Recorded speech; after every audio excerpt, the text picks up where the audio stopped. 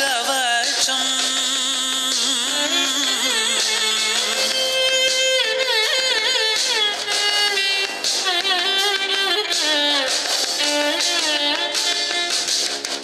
ಶಿವ ಸಂಭೂತ ಭುವಿ ಸಂಜಾತ ನಂಬಿದವಗಿಂಬು ಕೊಡುವವ ನೀತ ಸಾವಿರ ದೈವದ ಮನ ಸಂಪ್ರೀತ ಬೇಡುತ್ತ ನಿಂದೆವು ಆರಾಧಿಸುತ್ತ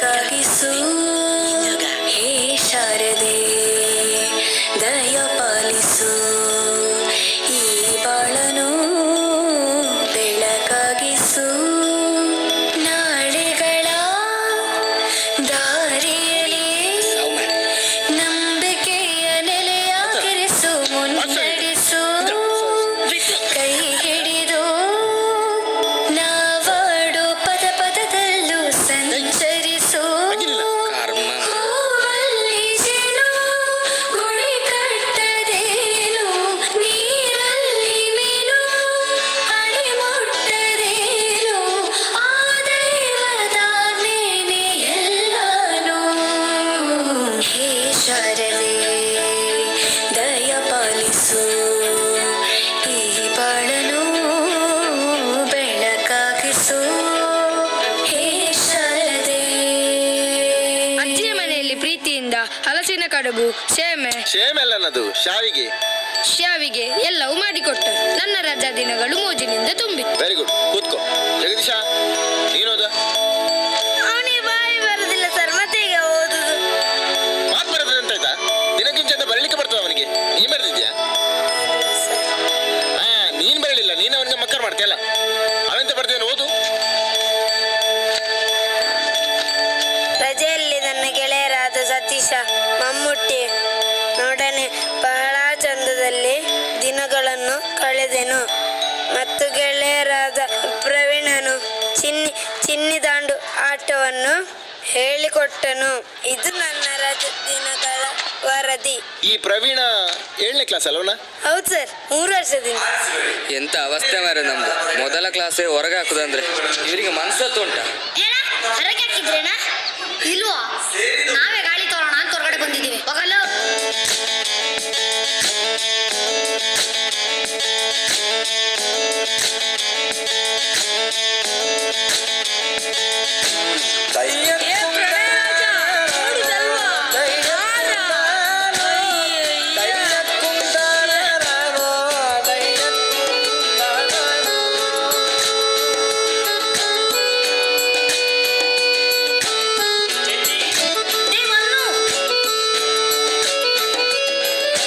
ನಾಟ್ಯ ಅನ್ನೋದು ನಾದಾಂತರಂಗ ತಾನೇ. ನಾದ ಅನ್ನೋದು ಭಾವಾಂತರಂಗನೇ.